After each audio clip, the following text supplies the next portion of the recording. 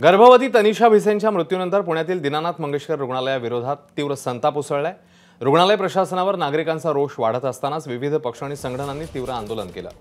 ठाकरेंच्या शिवसेनेच्या कार्यकर्त्यांनी रुग्णालयाबाहेर चर्चेसाठी आलेल्या अधिकाऱ्यांवर चिल्लर फेकून तीव्र शब्दात निषेध केला। तर युवक काँग्रेसच्या वतीने रुग्णालयाला नावाला काळं फासण्यात आलं। एवढंच नव्हे तर पतित पावन संघटनेने काळ्या फिती लावून रुग्णालयाचा निषेध केला।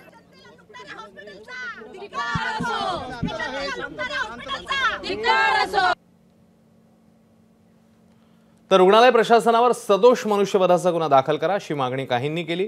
तर रुग्णालय प्रशासन पुरावे नष्ट करते, त्यांची चूक आहे म्हणून ते एवढा वेळ गप्प आहेत असा आंदोलकांचा सूर पाहायला मिळाला।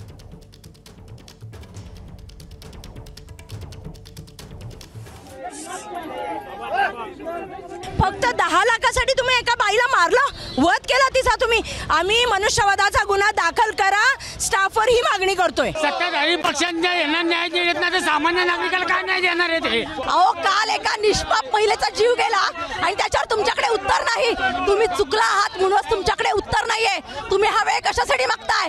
का तर तुम्हाला बाकीचे पुरावे नष्ट करता येतील म्हणून तुम्हाला हा वेळ हवाय। हॉस्पिटल ज्यांनी चालवायला घेतलंय तो धनंजय केळकर हा भामटा, त्याला इथं बोलवा। सचिन व्यवहारे हा भामटा जो ऍडमिन आहे, हे लोक इथं पैसे कलेक्ट करतात।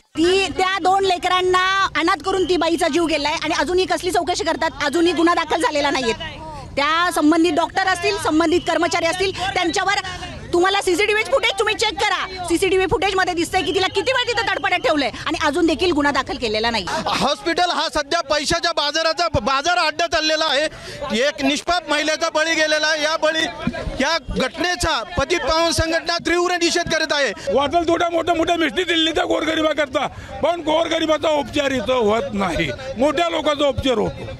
आणि आज जी माता प्रसूतीसाठी तिथे येते, तिचा ऑलरेडी जीवाशी खेळ असतो आणि असं असताना त्यांनी आमच्याकडे सगळे पुरावे आहेत की 10 लाख रुपये भरात।